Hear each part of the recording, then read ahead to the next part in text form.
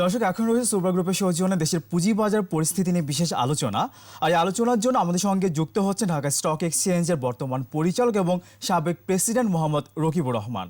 দর্শক, আপনারা আমাদের আলোচনায় যোগ দিতে পারেন 81899259113938 নম্বরে ফোন করে।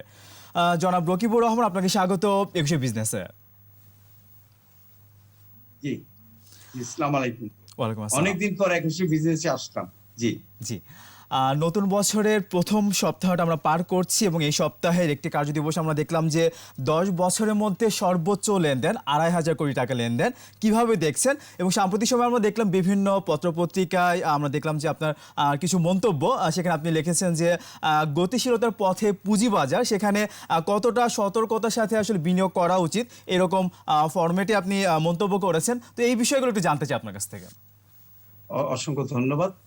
আমি বলতে চাই যে আসলে পুঁজিবাজারে গতিশীলতা কেন আসলো, কারণ বর্তমান সরকার, মাননীয় প্রধানমন্ত্রী, উনি ব্যাংক ব্যবস্থা থেকে টাকা না নিয়ে শিল্পায়নে এবং দীর্ঘমেয়াদী বিনিয়োগ এবং কর্মসংস্থানের জন্য উনি পুঁজিবাজারকে টার্গেট করেছেন। উনি বলেছেন টাকাটা পুঁজিবাজার থেকে নিতে হবে। কেন নিতে হবে? কারণ আমাদের জাতীয় সঞ্চয়পত্র 30%-এর কাছাকাছি। যদি 20 লক্ষ কোটি টাকা যদি সার্কুলেশন থাকে, তাহলে 6 লক্ষ কোটি টাকা, সহজ ভাষায় বলে যাচ্ছে 6 লক্ষ কোটি টাকা আপনার আমার সবার কাছে আছে।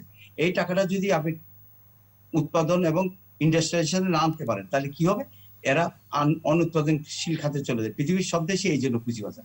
অতএব মাননীয় প্রধানমন্ত্রী এটাকে গুরুত্ব দিয়েছেন, গুরুত্ব দিয়ে কিছু ইনসেন্টিভ দিয়ে দিচ্ছেন। কি ইনসেন্টিভ দিয়েছেন? সুদের হার 6-9 করে দিচ্ছেন। আপনি কালো টাকায় সাদা করার সুযোগ করে দিয়েছেন। ক্যাশ ডিভিডেন্ড আইন করে ডিভিডেন্ড পাবে ক্যাশ এবং ক্যাশের এগেনস্টে বোনাস দেওয়ার সুযোগ করে দিয়েছেন। ফ্লোর প্রাইস দিয়া কস্টকে কন্ট্রোল করে দিয়েছেন এবং আরো আরো অনেকগুলি ইনসেন্টিভ উনি দিয়েছেন, যেগুলি ব্যাংকের 200 কোটি, আপনিগুলি সবই জানেন, এগুলি অনেকদিন কথা আলোচনা হয়েছে। এবং ওনার এই নির্দেশে বাংলাদেশের এবং ইভেন সঞ্চয়পত্র, আগে যে সঞ্চয়পত্র আমরা, যেখানে সঞ্চয়পত্র ছিল সাধারণ মানুষের জন্য না, যারা রিটায়ার্ড পার্সন তাদের জন্য সঞ্চয়পত্র, সেখানে আমিও রাখছি, আপনিও রাখছেন, ইভেন 100 কোটি টাকা অনেকে রাখছে। এগুলিকে এখন একেবারে এমন করে রেগুলেশন করা হয়েছে, ইচ্ছা করলে আপনি রাখতে পারবেন না। অতএব টাকাটা এখন সবার কাছে আছে। এখন কি হবে? এখন মাননীয় প্রধানমন্ত্রী চাচ্ছেন যে পুঁজিবাজারের টাকাটা আসে, তাহলে পুঁজিবাজারের টাকাটা আসতে স্বচ্ছতা, জবাবদিহিতা নিশ্চিত করতে হবে, পুঁজিবাজারের ট্রান্সপারেন্সি এস্টাবলিশ করতে হবে, সার্কুলার ট্রেড থেকে আরম্ভ করে ম্যানিপুলেশন সব বন্ধ করতে হবে, লিস্টেড কোম্পানিগুলোকে আপনার কর্পোরেট কালচার, গুড গভর্নেন্স মেনে চলতে হবে, এগুলি স্ট্রংলি করতে হবে। এবং মাননীয় প্রধানমন্ত্রী এটা সিকিউরিটি এক্সচেঞ্জ কমিশনের 0 টলারেন্স থেকে কমপ্লায়েন্স মানে এই পুঁজিবাজার চালু করার কথা বলেছে। ঠিক সেই নিয়ম কানুন মেনেই বাংলাদেশ সিকিউরিটি এক্সচেঞ্জ কমিশন, আপনি দেখেছেন আসার পর থেকে অত্যন্ত শক্ত হস্তে প্রত্যেকটা জিনিস অ্যাড্রেস করছেন। আপনি মনে রাখবেন, খেয়াল করবেন, আপনি এই পর্যন্ত যারা যারা 2%, 30% হোল্ড করতে হয়, যারা প্রভাবশালী কোম্পানি, আমি নাম বলার প্রয়োজন নেই, আপনারা বুঝবেন, আমার বিনিয়োগকারী ভাইরাও বুঝবেন, তারা কিন্তু কমপ্লায়েন্স পালন করেছেন, এটাও মনে রাখবেন। অতএব নন কমপ্লায়েন্স এখানে থাকার কোনো সম্ভাবনা কারণ নেই, আসেন। এবার তাইলে যদি কমপ্লায়েন্স পালন করে সবাই এখানে ব্যবসা করে এবং ভালো ভালো শেয়ার যদি পুঁজিবাজারে আসে, পুঁজিবাজারকে উজ্জীবিত করে, যেমন রবির মতো শেয়ার এখানে আসছে, আপনার এনার্জি প্যাক আসছে, আপনার আরো আমি কয়েকটা নাম বলবো, ভালো ভালো শেয়ার বাজারে আসকে বাজারকে উজ্জীবিত করেছে, অর্থাৎ শেয়ার সংখ্যা বাড়িয়েছে। আপনাকে বুঝতে হবে। তাহলে এখন তাহলে বিনিয়োগকারী কি করবে? আমার এখন ব্যাংকে 5 কোটি টাকা আছে, আমার 4 কোটি টাকা আছে, আমি তো এখন ইন্টারেস্ট পাবো না, কারণ 6% ইন্টারেস্টে আমার তো কেউ দেও না, 5%, 4% উপর দেয় না। অনেক ব্যাংক, আপনি জানেন, অনেক কেউ টাকাও রাখে না, তারা বলে যে না ভাই, আমাদের টাকার দরকার নেই। অতএব ইভেন ইনফ্লেশন যদি 5.5-6 হয়, আপনি দেখবেন ইভেন 5% হচ্ছে, তাহলে আপনার 900 টাকা লস। অতএব তাহলে কি করবেন? তাহলে আমরা কি করবে? এই যে যারা আজকে আসছে, তারা কি করবে? যাদের কাছে টাকা আছে, তারা অবশ্যই চিন্তা করবে যে পুঁজি বাজারে যদি ট্রান্সপারেন্সির সাথে সততা, স্বচ্ছতা, জবাবদিহিতা নিশ্চিন্ত করা, এবং বাংলাদেশ সিকিউরিটি এক্সচেঞ্জ কমিশন পৃথিবীর সেবির মতো, ইন্ডিয়ার সেবি, আমেরিকার সেকের মতো যে কঠোর অবস্থানে থাকে, তাইলে পুঁজিবাজারে এই সবাই আসতে হবে। দ্বিতীয় কথা, কালো টাকা সাদা করার জন্য দেওয়া হয়েছে। আপনি দেখেন এই পর্যন্ত এনবিআর এর স্টেটমেন্ট দেখেন কতগুলো, দে আর ভেরি হ্যাপি। এই পর্যন্ত 10,000 কোটি টাকা কালো টাকা সাদা করা হয়েছে এবং এনবিআর প্রায় 1,000 কোটি টাকার মতো ওনারা পেয়েছেন, আপনার ট্যাক্স পেয়েছেন, আপনি জানেন 10%। অপরদিকে কতগুলো মাননীয় অর্থমন্ত্রী কি বলেছেন, যে আমরা কালো টাকাকে সাদা করার জন্য যাদের কাছে যে টাকাটা আছে তাদের ট্যাক্স ফেলে যেন তারা টাকাটা সাদা করে দেশের উন্নয়ন এবং কর্মসংস্থানে তারা থাকতে পারে, সেজন্য আমরা দরকার এটাকে আরো সহজ করে দেব। উনি কিন্তু হিংস দিয়ে দিচ্ছেন, মানে আরো সহজ করে দেবে, আপনারা আসেন, আপনাদেরকে সুযোগ দেওয়া হয়েছে, এই সুযোগটা বরাবর দেওয়া হবে না। আজকে COVID-19 এর কারণে আপনাকে এই সুযোগ দেওয়া হয়েছে। অথবা আপনি যদি মনে করেন যে আপনি সবসময় এই সুযোগটা পাবেন, আসলে আপনি পাবেন না, আপনি কোনো সময় পাবেন না। এটা মেবি আগামী 10-20 বছরের জন্য ইট ইজ অনলি। অতএব আমি তার মানে আমার দৃঢ় করোনার এই বিশ্বাস। সময় একটা সুযোগ হিসেবে এটা আমাকে নিতে পারি এবং অনেকে এই সুযোগটা কাজে লাগাচ্ছে। আমরা ফিরবো, তার আগে একটা ছোট ফোন নিয়ে আসি আমরা। হ্যালো দর্শক, আপনার নাম বলে প্রশ্ন করুন। Hello hello. আসসালামু আলাইকুম। ওয়ালাইকুম আসসালাম। আমি হ্যালো। আমি জাহাঙ্গীর আকবর পাটোয়ারি। জি জি, আপনার প্রশ্নই করুন। আপনারা যে ফোরফারেজ করছেন ওই যে লকডাউনের সময়, এটা কি জি। এখনো বহাল আছে না এটা তুলে দেওয়া হয়েছে? না, এটা বহাল আছে ভাইয়া, বিনিয়োগকারী ভাই, এটা বহাল আছে, এটা থাকবে বিনিয়োগকারী ভাই, এটা থাকবে, সময় মতো উঠবে। আচ্ছা এটা ইনশাল্লাহ এটা বহাল আছে, এটা বহাল থাকবে, আপনি চিন্তা করবেন না, সময় মতো উঠবে। আসসালামু আলাইকুম। ওকে। আমি রনক জি। যেটা বলতে চাইছিলাম, আমি এখন 2-4টা কথা বলবো, খুব গুরুত্বপূর্ণ। বাজার যখন বড় হয় তখন কিন্তু বড় বিনিয়োগকারী, ক্ষুদ্র বিনিয়োগকারী সবাই আসেন। বড় বিনিয়োগকারী নিয়ে কোনো কথা নেই আমার, কারণ আমি যদি একজন বড় বিনিয়োগকারী হয়, আমি কোথায় বিনিয়োগ করব, কি জন্য বিনিয়োগ করবো, কেন বিনিয়োগ করবো, এটা আমার নিজের ব্যাপার। এখানে যদি আমি লস করি, আমি আপনাকে দোষ দিতে পারবো না, আমি আপনাকে ব্লেম করতে পারবো না। 2009 সালে আমি বলেছিলাম মার্কেট বাবেল হয়ে গেছে, almost all the price is over price. আমি তখন বলেছিলাম, কেউ আমার কথা শুনেনি, যে আপনারা লোন করে বিনিয়োগ করবেন না, আপনারা বর অলংকার বন্ধক করে বিনিয়োগ করবেন না, জমি বন্ধক রেখে বিনিয়োগ করবেন না, আপনারা আপনাদের আত্মীয় স্বজনের টাকা বিদেশ থেকে এনে বিনিয়োগ করবেন না, প্লিজ। আপনার যদি টাকা থাকে তার সঞ্চয়ের একটি অংশ আপনি বিনিয়োগ করবেন, এবং আপনি অত্যন্ত ধীর স্থির ভাবে বিনিয়োগ করবেন, টেম্পটেড হয়ে বিনিয়োগ করবেন না, কারো কথাই শুনে বিনিয়োগ করবেন না, আল্লাহর ওয়াস্তে। আপনার যদি বিনিয়োগের সক্ষমতা না থাকে, আপনি প্রাইভেট যে মিউচুয়াল ফান্ড গুলি আছে, যারা ভালো চালায় তাদেরকে দেন, এবং যারা আপনি ফান্ড ম্যানেজ করে তাদেরকে আপনি দেন, কারণ বড় বিনিয়োগকারী শেয়ার ধরে রাখতে পারে। মনে করেন আমি আজকে বিনিয়োগ করলাম একটা ভালো শেয়ারে, এবং সেই শেয়ারের দাম কমে গেছে, আমার কিন্তু দুঃখ থাকবে না, আমি কিন্তু ভয় পাবো না, কারণ আমি জানি কোনো এক সময় এই শেয়ারটা আবার আগের জায়গায় ফিরে আসবে। ইতিহাস তাই বলে। 1996-এ আমি যে শেয়ারটা কিনেছিলাম, সেই শেয়ারটার দাম 11,000 থেকে আপনার 300 টাকায় চলে আসছিল, আমি অনেক লস করেছি। আমি 2টা বছর শেয়ারটার দাম ধরে রাখছিলাম, আবার বোনাস এবং রাইট পে ওই শেয়ারের দাম আমি 700-800 টাকা বিক্রি করে আমি মাশাআল্লাহ আমার ঋণও শোধ করছি, মাশাআল্লাহ আমি প্রফিটও পাইছি। একদম। এই জন্য আমরা বলছি, বিনিয়োগ কৌশল নিয়ে আরো জানবো, আমার তার আগে একটা ছোট বিরতি নিতে হচ্ছে। বিরতির আগে একটা ছোট ফোন নিচ্ছি আমরা। হ্যালো দর্শক, আপনার নাম বলে প্রশ্ন করুন। হ্যালো। আসসালামু আলাইকুম। ওয়ালাইকুম আসসালাম, আপনার প্রশ্নই করুন। ভাই আমি খুলনা থেকে নিরঞ্জন জি। স্যারের কাছে একটু প্রশ্ন রয়েছে। শেয়ার বাজারে ওই বিশেষ থেকে যে 2,000-2,500 মতো বেড়ে গেল, হুম। 2,000 মতো বেড়ে গেছে, কিন্তু ওই যে সায়াম টেস্ট, তারপরে বিএফ ডাইং, তারপরে এই যে কিছু শেয়ার আছে, এরা কিন্তু ভালো ইনকাম আছে, ভালো আচ্ছা আচ্ছা, profit কিছু আছে, ভালো শেয়ার এখনো ফ্লোর প্রাইসে রয়ে গেছে, আছে। এটা কেন বাড়ছে না অথবা কেন সেরকম লেনদেন আমরা দেখতে পাচ্ছি না? আপনাকে অনেক ধন্যবাদ। আর একটি প্রশ্ন আছে, আমরা প্রশ্ন নিয়ে আসি। হ্যালো দর্শক, আপনার নাম বলে প্রশ্ন করুন। হ্যালো।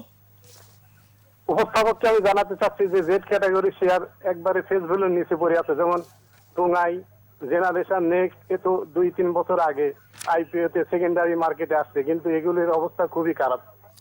এবং জেড ক্যাটাগরি শেয়ার আরো অনেক কিছুগুলো আছে, একটু কিভাবে ভালো হয় একটু চিন্তা ভাবনা করার বিষয়। আপনাকে অনেক ধন্যবাদ। আমরা দুটি প্রশ্নের উত্তর দেবো, তার আগে ছোট্ট একটা বিরতি নিতে হচ্ছে। দর্শক, এবার নিচ্ছে একটা বিরতি, ফিরে আসবো একটু পরে, আমাদের সঙ্গেই থাকুন। আবারও স্বাগত কৃষি বিজনেসে। দর্শক, বিরতির আগে সুব্রা গ্রুপের সৌজন্যে দেশের পুঁজিবাজার পরিস্থিতি নিয়ে কথা বলছিলাম ঢাকা স্টক এক্সচেঞ্জের বর্তমান পরিচালক এবং সাবেক প্রেসিডেন্ট মোহাম্মদ রকিবুর রহমানের সঙ্গে। আবার ফিরছি আলোচনায়। জনাব রকিবুর রহমান, বিরতির আগে দুজন বিনিয়োগকারী প্রায় একই ধরনের কোশ্চেন করেছেন। একজন বলছিলেন যে জেড ক্যাটাগরি কিছু শেয়ারের প্রাইস একদম পড়ে আছে, ওখান থেকে মুভমেন্টে যাচ্ছেন। আরেকজন বলছিলেন যে 2,500 কোটি টাকা লেনদেন হওয়ার পরেও অনেক ভালো ভালো শেয়ার, উনি বলছেন যে এসকে টিমস, ভিএফএস, সি পার্লের মতো কিছু শেয়ার ইপিএস ভালো থাকা সত্ত্বেও ফ্লোর প্রাইসে পড়ে আছে, লেনদেন হচ্ছে না। কিভাবে দেখছেন? আচ্ছা, আমি কোনো অসুবিধা, আমার দুই বিনিয়োগকারী ভাই অত্যন্ত দুইটা ভালো প্রশ্ন করেছে। একটা বলেছেন যে অনেক শেয়ার, ভালো শেয়ার ফ্লোর প্রাইসে পড়ে আছে। বিনিয়োগকারী ভাই, আপনি চিন্তা করবেন না, যে সকল কোম্পানি ভালো পারফরমেন্স করছে, সিকিউরিটি এক্সচেঞ্জ কমিশন নজরদারিতে আছে, তারা কিন্তু কোনো 2 নম্বরই করতে পারবে না। তাদেরকে ভালো ডিভিডেন্ডও দিতে হবে, আর্ন করলে সবই করতে হবে, তাদের অডিট রিপোর্ট ঠিক মতো দিতে হবে। এখন শেয়ার যদি কেউ না কিনে, তাহলে ভাই দামটা কেমনে বাড়বে ভাই, বলেন আপনি আমাকে? এটা তো শেয়ার কিনতে হবে, তাহলে না দামটা বাড়বে। অথবা আপনি চিন্তা করেন না, আবার আপনারা যে এই শেয়ার যদি হোল্ড করে থাকে, টেনশনের কোনো কিছু নাই, হয়তো দেখা যাবে এই শেয়ার ভালো করতেছে এবং ইনশাল্লাহ ভালো করে আপনাদেরকে ঠকাইতে আর পারবে না। ওই ঠকাই, ওই আপনাকে অডিট রিপোর্টে মানে বিভিন্ন ইয়েতে আপনাকে কনসিল করে আপনাকে ডিভিডেন্ড দেবে, এটা আর এখন চলবে না, চিন্তা করে নিন ইনশাল্লাহ। আর দ্বিতীয় কথা বলেছেন জেড ক্যাটাগরির আপনি অনেক শেয়ার আপনি দেখছেন অনেক খারাপ অবস্থায় আছে। মানে আপনি দেখছেন সিকিউরিটি এক্সচেঞ্জ কমিশন কিন্তু দুইটা ভাগ করে ফেলছে, যে কোনগুলিকে একটু নিয়ে আসা যায়, কোনগুলিকে ভালো করা যায়, মানে কিভাবে অ্যাড্রেস করলে এগুলি ভালো পারফরমেন্স করবে, সেভাবে দেখা যাচ্ছে পর্যায়ক্রমে সেই জেড ক্যাটাগরি ওই শেয়ারগুলিকে আপনার কমপ্লেন্সের মধ্যে নিয়ে এসে ওখানে অ্যাডমিনিস্ট্রেটর বসানো শুরু হয়েছে, প্রশাসক। এবং এই প্রশাসক কোনো মনে রাখবে যা তা প্রশাসক না যে গিয়ে ওখানে চামচাগিরি করবে, এরা রিয়েলি কোম্পানিটাকে ভালো করার চেষ্টা করবে, আপনার ধৈর্য ধরবে। আর যেগুলিকে তো হয়তো আর করা যাবে না, মানে তাদেরকে আর কিছু করা যাবে না, সেগুলির ব্যাপারে অ্যাড্রেস নিচ্ছে কিভাবে আমার বিনিয়োগকারী ভাইরা সেখানে অন্তত লস থেকে বাঁচতে পারে, সেটাও তারা চেষ্টা করছে ভাই ইনশাল্লাহ। সেটাই আমি একটু জানতে চাই যে আমরা দেখলাম যে সাম্প্রতিক সময়ে 2000 কোটি টাকার উপর লেনদেন হয়েছে, তো নতুন সফটওয়্যার আমরা যেটা দেখতে পাচ্ছি 2000 কোটি টাকার উপর লেনদেন হলে আসলে কারিগরি ত্রুটি আমরা দেখতে পাচ্ছি, ট্রেডিং সিস্টেমে সমস্যা দেখতে পাচ্ছি, যেখানে আমরা 2010 সালে কিন্তু 3000 কোটি টাকার উপর লেনদেন দেখেছি, কোনো সমস্যা ছাড়া। কিভাবে দেখছেন? জি এটা আপনার মাঝে মাঝে হোয়াটসঅ্যাপ ডিস্টার্ব করছে আমাদের, যখন বেশি লেনদেন হয় ট্রানজেকশন বেশি হয়, মানে স্ক্রিপ্ট যখন বেশি লেনদেন হয় তখন দেখা যাচ্ছে ডিস্টার্ব হচ্ছে। আপনাদেরকে আমি এশিওর করছি, ঢাকা স্টক এক্সচেঞ্জ থেকে আপনাদেরকে আমরা এশিওর করছি, বোর্ড অফ ডাইরেক্টরস আমরা যারাই আছি আমরা আপ্রাণ চেষ্টা করে যাচ্ছি আমার বিনিয়োগকারী ভাইরা যাতে আমাদের ভালোভাবে ট্রেড করতে পারে, বিভিন্ন হাউস যেন তাদেরকে ভালো সুযোগ সুবিধা দিতে পারে, অর্থাৎ তাদেরকে আইটি সাবজেক্টটা যেন ভালো করে দিতে পারে, যারা নিশ্চিন্তে তারা ট্রেডটা করতে পারে। কারণ ডিএসসি মূল প্ল্যাটফর্ম হলো ডিএসসি, যদি ডিএসসির প্ল্যাটফর্ম যদি ক্ষতিগ্রস্ত হয় তাহলে কিন্তু বিনিয়োগকারী ক্ষতিগ্রস্ত হবে, বাংলাদেশ সিকিউরিটি এক্সচেঞ্জ কমিশন এটা সহজে নেবেন না। অতএব ডিএসসির বোর্ড অত্যন্ত সিরিয়াসলি এই কাজগুলি অ্যাড্রেস করছে।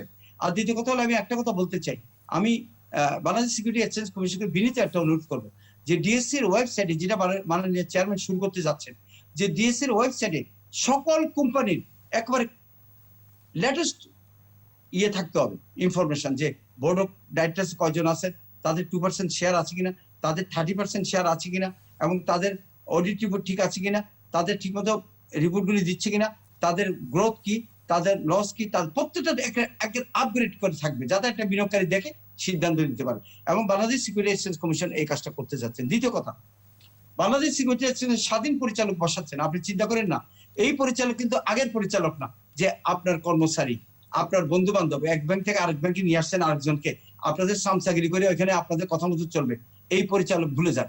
বাংলাদেশ সিকিউরিটি এক্সচেঞ্জ কমিশন একটা ক্রাইটেরিয়া করছেন যেটা ছেড়ে দিবেন, এটা ওয়েবসাইটে ছাড়বেন, ছাড়ার পর দেখবেন যারা যারা স্বাধীন পরিচালক হতে চান তারা অ্যাপ্লাই করবেন, কিন্তু তাদের সততা যোগ্যতা এবং তাদের একটা ডিটারমিনেশন থাকতে হবে। আমি একাই 100, আমি একটা কোম্পানিতে যাব, আমি বিনিয়োগকারী এবং শেয়ার স্বার্থ রক্ষা করবো, এটা হতে যাচ্ছে ইনশাল্লাহ। এবং কয়েক জায়গায় দিয়েছে, সেভাবে দিয়েছে ইনশাল্লাহ। আমি দৃঢ়ভাবে বিশ্বাস করছি, আমি মন প্রাণ দিয়ে বিশ্বাস করছি, আজকে 2000 কোটি 2500 কোটি হচ্ছে আমাদের লক্ষ্য কি?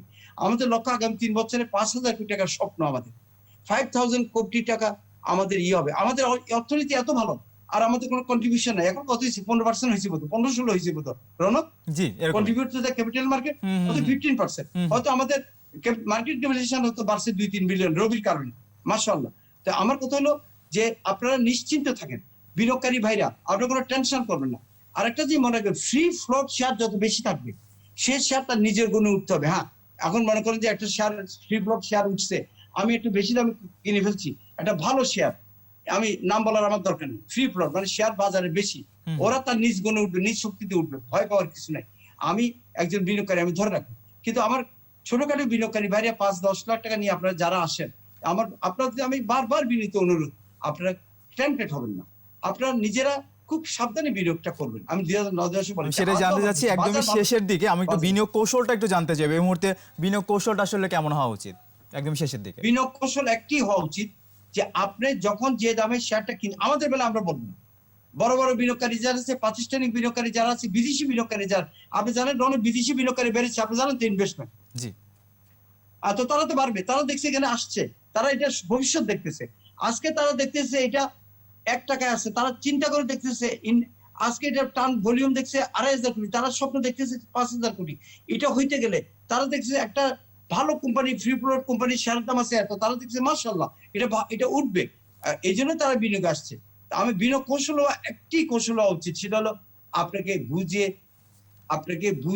আপনাকে দেখে, আপনাকে অ্যানালাইসিস করে আপনি এই কোম্পানির ফিউচার আপনার এটার আপনার ন্যাপ, এটার ইপিএস, এটার পি, এটা কারা আছে, এটার ব্যাকগ্রাউন্ড কি, বিগত দিনে তারা কি দিছে, এগুলি সবকিছু দেখে এটা ভবিষ্যৎ দেখে আপনার বিনিয়োগ করবেন। আর সবচেয়ে বড় কথা রনক, ফ্রি ফ্লোট শেয়ারে বিনিয়োগ করতে হবে। ফ্রি ফ্লোট শেয়ার, যে শেয়ারটা বাজারে বেশি আছে ওইটাতে বিনিয়োগ করলে রিস্ক কম থাকবে।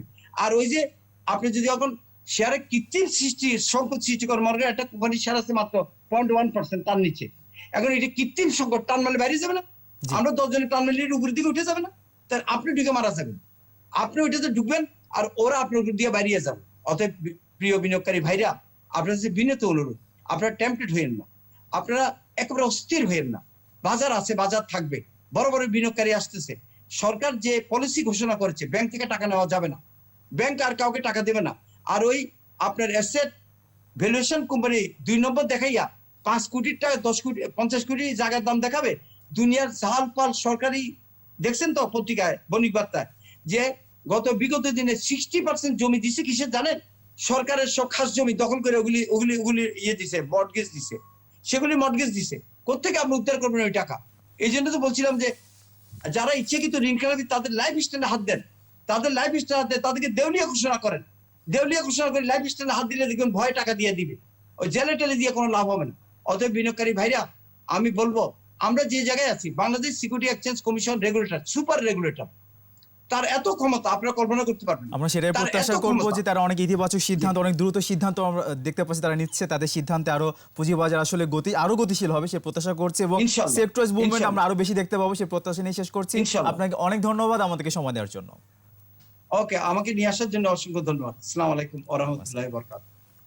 দর্শক, সুব্রা গ্রুপের সৌজন্য এতক্ষণ দেশের পুঁজিবাজার পরিস্থিতি নানা দিক কারণে কথা বলছিলেন ঢাকা স্টক এক্সচেঞ্জের বর্তমান পরিচালক এবং সাবেক প্রেসিডেন্ট মোহাম্মদ রকিবুর রহমান। দর্শক, এবার নিচ্ছে আরো একটা বিরতি, বেলা 2টা 35 মিনিট, আবার ফিরে আসবো বিজনেসে আরো আয়োজন নিয়ে, আমাদের সঙ্গেই থাকুন।